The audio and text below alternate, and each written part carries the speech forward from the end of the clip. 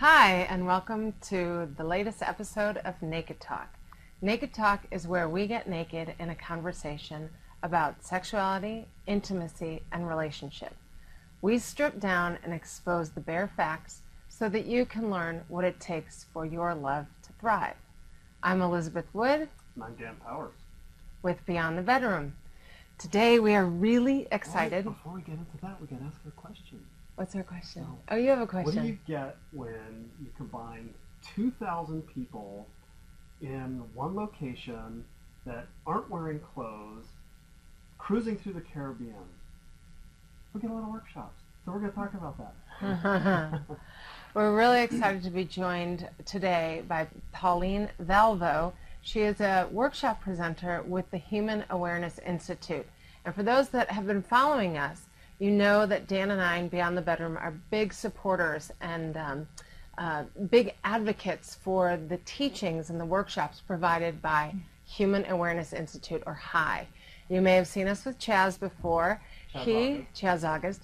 He told us a lot about Pauline before we even met her, so we were thrilled to meet her. Still wanted to talk to her. No, yes, just kidding. So we were anxious to talk to her and attend the workshops that she's been presenting here on this particular cruise, and we're really, really very fortunate to have her between classes with us to talk about more about the communication skills that she has learned and that she now presents to people like you and me. Mm-hmm. So welcome. Thank you. Thank you so much for having me. Oh, absolutely. Thanks for being here. We know you've got a really tight schedule. You've been really busy. You've taught a couple classes already. You've got another one later today. Do you have one on Friday as well? No, today's the last one. Fantastic. So what, in hearing Pauline's story, what I think is most struck me, and I'm going to ask her to tell it, was how she was introduced to this work. It's a little different than some of the other people out there. So would you share that with us? Absolutely. So in 1998, when I was in college, which you can do math, you figure out how old I am, I was home visiting my parents during a break from school, and I noticed my dad seemed to have transformed into this whole new person. All of a sudden, he was making eye contact with me. He was really listening when I spoke, and he started offering me hugs. And I mean, it really blew my mind. It was like, where did my dad go, and who are you? And I really liked it. I felt for the first time really seen by him and important and more loved by him than I had ever felt before. So it was remarkable. So we were like, what Kool-Aid has he been drinking? How did you start that conversation of finding out where he learned this? Where am I from? Yeah. I grew up in Ann Arbor, Michigan. Okay, so Midwest. Michigan's considered Midwest, right? Yes, honey, you Floridian. Hello, we know that. Yeah, so Midwest, late 90s. And I remember the night clearly still. It was after a New Year's Eve. We had both been out, and we met in the kitchen, you know, at like 3 a.m. And he was so happy and so loving. And I said to him, you know, what are you doing, Dad? What's going on? You're changed, and I love this. And he said, well, I have this new group of friends, and I've been going to these workshops through the Human Awareness Institute. And right then I said, well, whatever you're doing, I want to go. And so he paid to send me to my first HI workshop. Wow. And to this day is one of the biggest gifts that he's ever given me. Wow. And it changed my life. That's great. You know, there's so many workshops that are out there, and so many different organizations that provide some kinds of teachings like this around communication skills, things like that. But you know, Human Awareness Institute's a little bit different.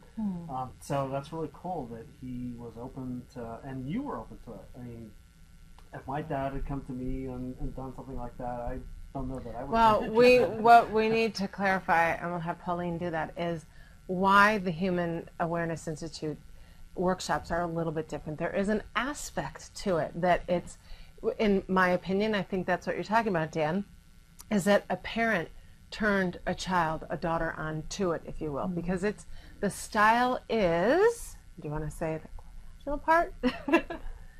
Well, you know, I think the main thing that changes people's lives are the tools around communication and intimacy. True vulnerability, authenticity, relating. I like to think of it as insides to insides, heart to heart. And I think what they're referring to is something that's very unique about our workshops, which is that they are clothing optional. All of our weekend workshops are clothing optional. And there's a way in which that, for many people, creates an opportunity to be more vulnerable. Sort of like shedding the layers and the things that keep us separate. And when you're standing there nude in a group of people, there's a way it just creates that openness and connection. And, Absolutely. you know, you all should know that Dan and I have attended the weekend workshops. There are many layers and many levels to them. But in each one, what I think is so important to have everybody understand is that it's clothing optional by choice. High is, a proponent of in each and every moment, you make the choice as to do any type of communication exercise, and that includes whether or not in any particular exercise you want to take off one article of clothing, all articles of clothing, or even potentially put them back on. So that choice is another big, huge, it's a communication piece. And I think that works so well that when we take that out into our intimate relationships or friendships or parent-child relationships. Can you talk more about how they speak about choice? Well, choice is definitely a cornerstone to everything that we teach and believe in. So it's reinforced over and over again through all of our workshops. First, helping people learn internal boundaries, learning to check in with yourself, to find where you're a yes, where you're a no, how to be in conversation with others so that everyone feels included and honored. And I like to say that we are at choice every second of every minute of every day, and sometimes we forget. Absolutely. And they really do emphasize that during our classes. And if you don't want to take off any clothing, you don't have to at all. You're absolutely at choice. And oftentimes, I've found in our society that we have a tendency to really try to please other people when it goes actually against our grain, or in that moment we just may not be interested in it. So I really appreciate what they teach in that class. And to take it also even further from just the clothing optional choice, when we really look at our day-to-day interactions about what is it in that moment that we want to do, and Pauline touched upon it, that so we can come with either a really strong yes, let me sink in. I mean, you even actually sort of use that body language. I say, let me check in. What do I want to do in this moment? Do I want to go up to the veranda and sit out on the deck? Or would I rather sit here with reading the last 6 pages of my book? In that moment, what is my choice? And we don't often, as you said, we don't often remember that we have that in our relationships. We just don't tune into it enough. So I think that's something that's really important for our audience to learn. Is there any other suggestion that you might have around that, like a giveaway? What is the thing that somebody might do in, I don't know, maybe twice a day? Maybe that's more than people have ever done this. Absolutely. Yeah, the other thing I like to remind people is that when you're living your life fully at choice, checking in moment by moment, your choices can change. So just because you say no to something doesn't mean you never want to try it. And a great takeaway that I like to coach people to use is, if you're the kind of person that typically says no to everything, especially something that seems scary or uncomfortable, to start practicing with small things saying yes. And if you're someone who always just default says yes, you want to make your partner, or your parents, or whoever happy, you just say yes to everything, then my suggestion to you would be to once or twice a day, starting small, say yes to something. And just think of it as an experiment. Oh, say no to something, because that no. was the yes person. Probably right. Yes, say no. No. So basically, to try to stretch yourself and grow into the direction you don't normally do. And as you're doing that, notice how it feels inside. And sometimes, as we're learning new things and as we're creating new boundaries, it might feel scary and uncomfortable at first. And the more you do it, the more comfortable it will be. And sometimes you learn that, nope, you know what, I said no to that, and I regret that, and I wished later that I had said yes, and then you learn from that. I think of life as this huge experiment, really, where we're just on this journey to explore and learn, and sometimes we make mistakes, and just be compassionate with ourselves Right. and Don't one beat another. yourself up for it and try it. I mean, it's like right now, so I think we mentioned a little bit, we are on a new cruise at this moment.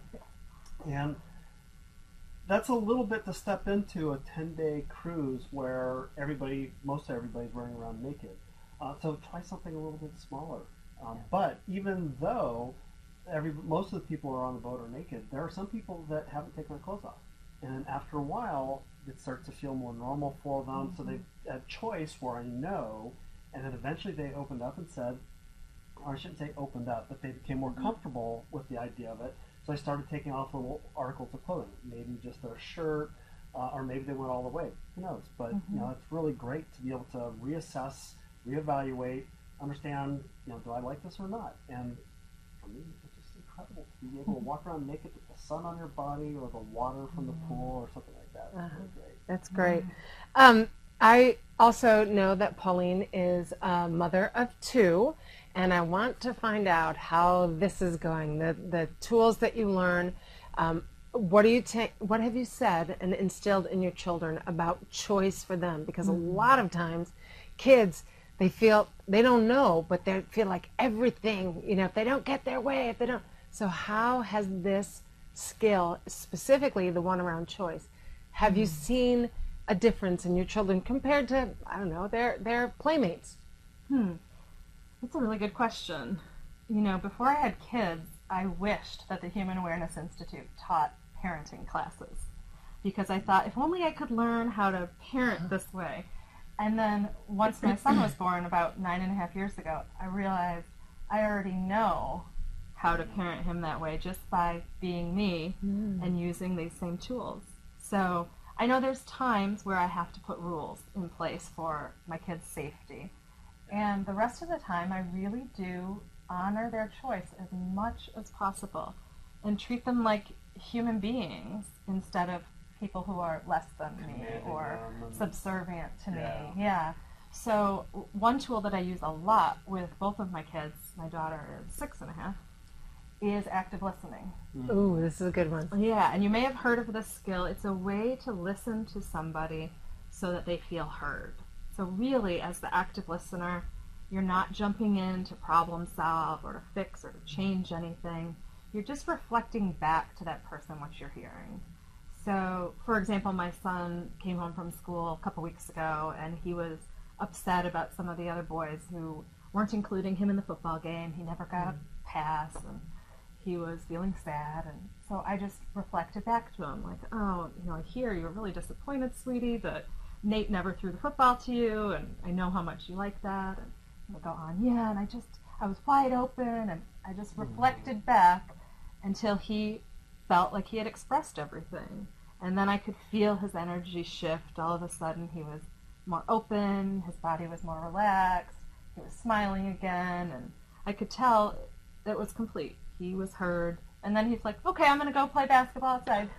Kids are so great because they're so in the moment and can shift so quickly. They don't hold on to stuff. Most kids, my kids at least. Yeah. And, I think, I don't want to compare myself to other parents, other kids, other parenting styles, but what I do see in my kids... They're all bad and wrong.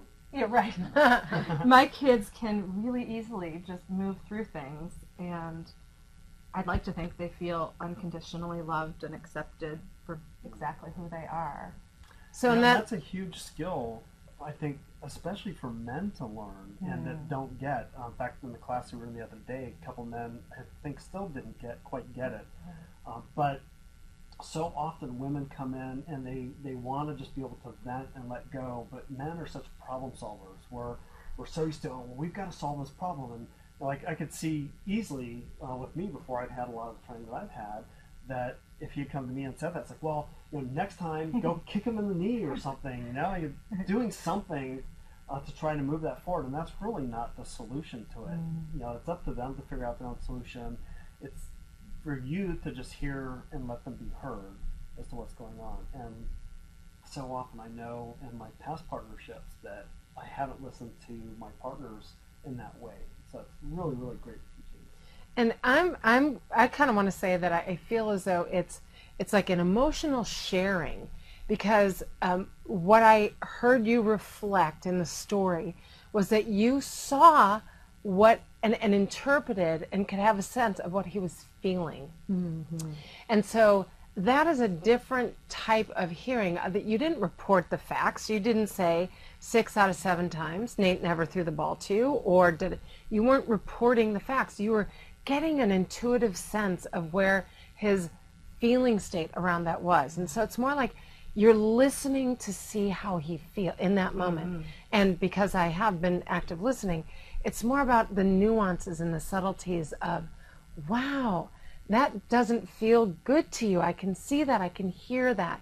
And that must have been difficult. And what you're doing is it's not even reporting. You're just responding to mm-hmm. his or her, because I know you do this with your daughter, to their emotional state. And that, boy, we can just walk away from a conversation like that, if I was the person being actively listened mm-hmm. to, and just feel so good, rather than, wait, I didn't ask for, should I go kick him in the knee, mm-hmm. or should I stand right in front of his face and go, I'm open. That sort of interrupts me from the flow of the share. Yeah, exactly. Okay. I think it's a level of validating the person too. I think, many of us, we just want to be seen mm-hmm. and accepted and loved mm-hmm. how we are in each moment. Well, and that's, again, going back to what you felt for the first time when your dad started to employ these skills, like, wait, this is my dad. Who is this new dad that just walked in? Because it wasn't necessarily what he was, how he was feeling, it's how it made you feel that was the difference. And you're like, it kind of sounds like, you did. You got a new dad. Mm-hmm. Wow. Yeah. And again, I what a wonderful way to be educated at a young age mm-hmm. and get the subtleties of communication styles and relationships. And yes, we would like to have something like this, teaching the younger folk. Wouldn't this be great if it was part of the curriculum? Mm-hmm. Because that's something that bothers me, is we teach ABC and we teach 1, 2, 3, but we don't teach children anything about intimate relating, not sexual, we don't do that either, but nothing about the intimate relationship mm-hmm. skills that involve the basics of eye contact, making eye contact, asking for permission mm-hmm. to, may I touch your leg? Sure, to touch, to have any form of, even the hug. I love how High teaches about hugging mm-hmm. and embracing. Can you share that with, well, we already know, but can you share that with our audience? Yeah. Share it with us anyway. Can we demo it? Will it work with either one of you for the... How about Dan? Yeah. I'm sorry, Dan. It's okay. You can call me Dan. My first preacher called me Don. So, like anything in High, choice is fundamental. So we start with asking for permission before we touch anybody. Even my sweetie, I try to remember every time to check in. No. And so I'll start by making eye contact with the person I want to connect with. For me, a hug is a way to connect intimately. And so my focus is to connect my heart, my spirit, my energy, whatever word feels right for you, with his. And so it starts in that moment of eye contact. And then I'll ask, either verbally or non-verbally, would you like to share a hug? Were you asking? I'm asking. Oh, okay. Yes. Okay, he said yes. So we have an agreement. And so we're going to just place our hearts together. And I like to close my eyes, have a couple breaths, and melt into that sensation of our hearts together connecting. It can be really, really sweet. And then pulling away, just again, thanking the person, maybe holding hands or something, eye contact. And it's a beautiful, safe, for people that feels safe for and in agreement, non-sexual way to create more love and intimacy in your life. Mm-hmm. I feel more connected with you just after that momentary demonstration. Sorry, see you guys. Well, if they were standing, so in the class with the demo model, if they were standing, there are a few things that I also think, because you said the word safety. When we hug for this type of intimacy, the hands are always above the waist. It's not groping anybody's bottom or squeezing. It's to help that person feel safe. We're kind of, well, embracing, yes. But our hands are gently positioned, behind that person's back above the waist. I love how Hai teaches you when a hug is over. Can you explain that? Yeah. So I wonder if any of you have ever had the experience of feeling like really tightly held in a hug. That used to happen to me all the time, still does sometimes. So I've learned to say, a little more gently, please. Even when you're in an experience, you're still at choice, and you can still ask for what you want. So that's one thing I like to stress. And then are you willing to hug again? Again? Oh, gee. Okay. Great. So now watch what happens. We're in a hug, and eventually one of us will feel like it's time for the hug to end. And I'm going to start Pulling away. The moment I started letting the hug go, to release, yes, Dan immediately let go, and the hug came to completion. Yeah. So if you've ever felt trapped in one of those hugs and where you were trying to get away and you couldn't, probably didn't feel very good, right? I know it doesn't for me. Doesn't feel safe. Yeah. Right. So that's another way you can honor someone's choice, and that's a nonverbal choice to be ending the hug. And I, as a lot of people who know me know, I'm a very strong hugger. I like to really bear hug them, bring them in. And when we hugged earlier, she came in, she gave me that request to lighten up my hug for her. She's one of those people that doesn't like that. And there's nothing, it wasn't about me. I didn't feel upset that she had asked me. It's like, oh, I did something wrong. No, for her, she likes a lighter hug. So I immediately conformed to her request and didn't take it as a personal insult. And there are some people, so in any of you who've seen my teachings, there are people who came from touch households, and there are people who came from non-touch households. I hugged and continue to hug my sisters. I'm 50 years old. I still hug my parents every time I see them. A hug was something that wasn't taken for granted. It was actually something that coming in or going out, we received hugs all the time. But what happens if you come upon someone who grew up in a non-touch household? This exercise, number one, of asking, would you like to share a hug with me? And if you get that yes, that's your verbal agreement. And if you get that no, it's not about you. It's about maybe something that's happened to them. And I do want to talk, so remind me, I want to talk about not taking things personally. But in order to keep that person safe, because you're not going to say, hey, did you grow up in a touch household? Or did you grow up in a non-touch household? There's no judgment against any environment. You just want to be aware of, wow, that person might not have grown up and might not be as comfortable as hugs with me. So ending the hug when one person embraces, when one person releases from that embrace, it just almost, if you will, kind of levels the playing field in terms of comfort. So let's not forget about that. That's a huge tip. And then, well, it's interesting too, because in the workshop the other day, I'm used to hugging all sorts of people, men, women, doesn't matter to me. And so I specifically reached out to some men to see what their comfort level would be. And there were men that were really uncomfortable with it.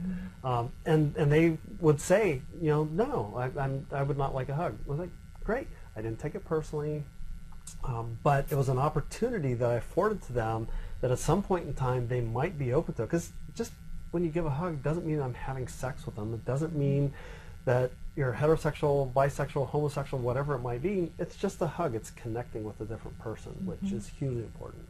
Yeah, and that reminds me of the other thing I wanted to say. When your intention, your sort of come from in wanting to share a hug with someone is wanting to connect with them, then when they say no to you, speak their truth, you're actually connecting with them in their place of authenticity.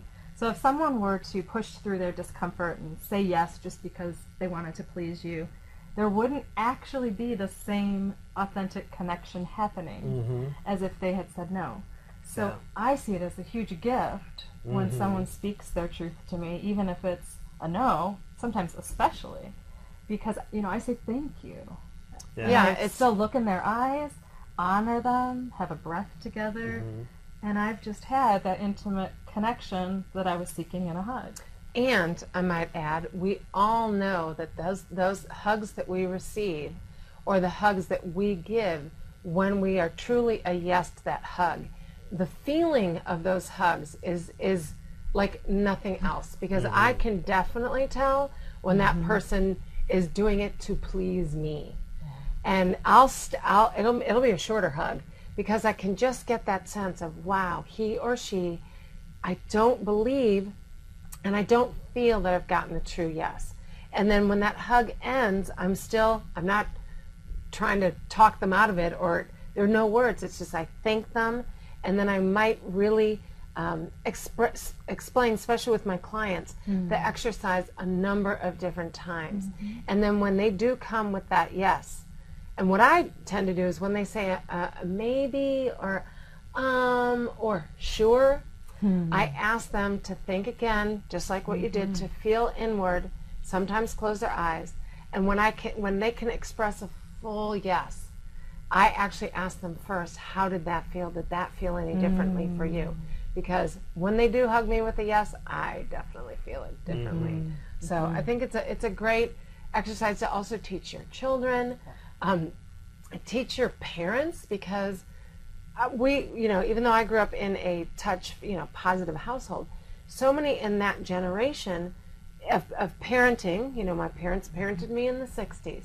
It wasn't it was a little bit more stern and austere, and what was the Nelsons? Who were they on TV? Oh, whatever. But anyway, so that was before my time. No, son, honey, he's older than I am. So you can actually also bring this to your parents, because as we all age, we sort of like lose and forget that notion of just how comforting touch can be. So, teach up and teach below, and I think it's going to be a happier world. So I'm going to quickly look through some of these questions. Jan, if you have one, I just want to make sure that. Go ahead, or if you I'll say a quick phrase, again, tying into practicing your yes and your no. Hugging is a great time to do that over and over again, even with your partner or your immediate family members. And I like to say that I can't trust your yes unless I can trust your no. So in all of my intimate relationships, especially someone I'm in an intimate relationship with, I want to know that I can trust that person to say no to me. Yep, absolutely. It's a great thing to practice, and it's amazingly uncomfortable for people. And like you were saying before, to not take it personally when someone says no to you. And I like to turn it around and think of it as a gift.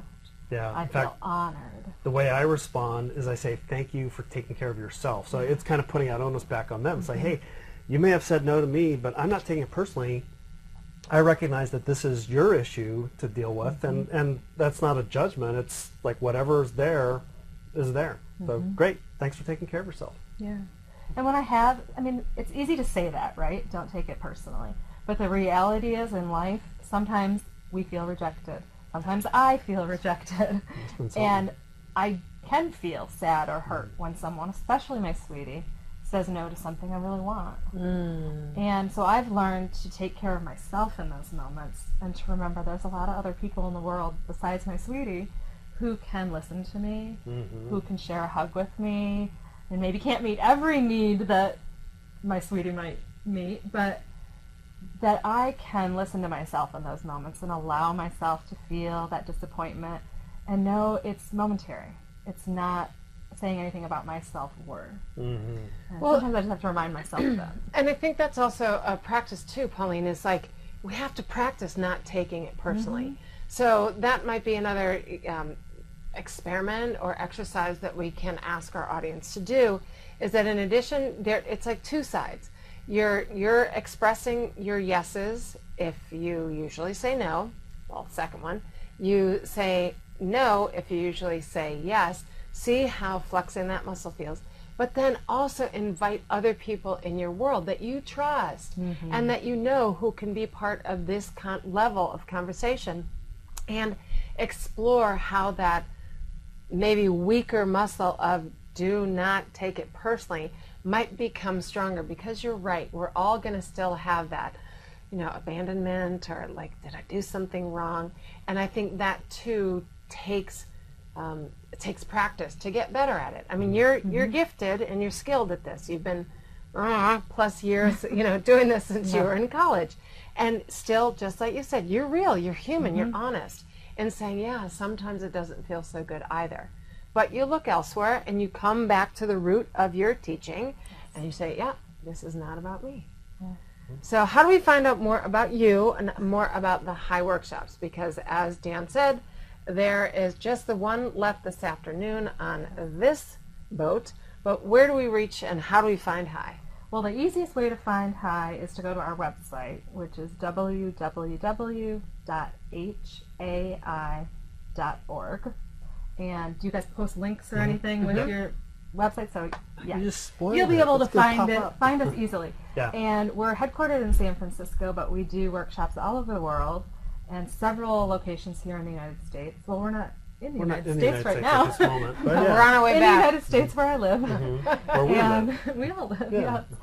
And so it's easy to find us, and you can find our contact information on there. We put my email address also. Yeah, go ahead and say it. It's Pauline, Pauline, .valvo, V as in Victor, ALVO, @hai.org. HAI.org. And Pauline, do you do any private coaching? Do you do any one-on-ones in addition? Okay, to being a facilitator. Yeah, I do. I'm not actually a high facilitator yet. I'm in training, so I'm Presenter. getting there. But I present all the other high workshops except for the full weekend workshops.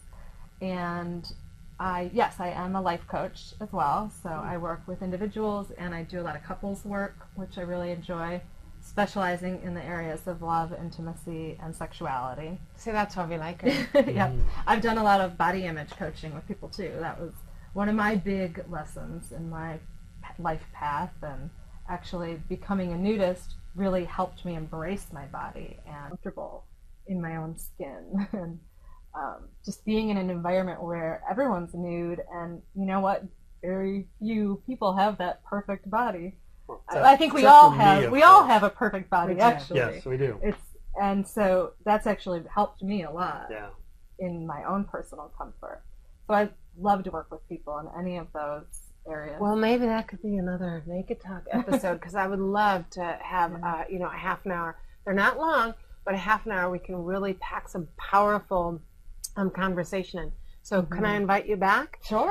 Okay, so we'll talk about that off camera. But everybody, that just about wraps up tonight's episode of Naked Talk. We want to thank you for being a part of this potent conversation. You will have access to all of the information, because Dan will link it to the High website and to Pauline's personal website.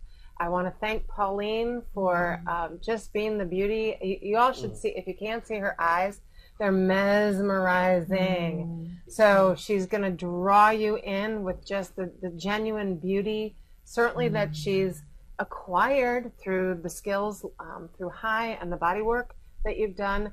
It's a pleasure to be with you. I look forward to seeing you over the next couple days. And maybe one time we can get you to Colorado to do some more teaching live. So thank you, everyone. We will see you next time on Naked Talk. Bye, everybody. Bye.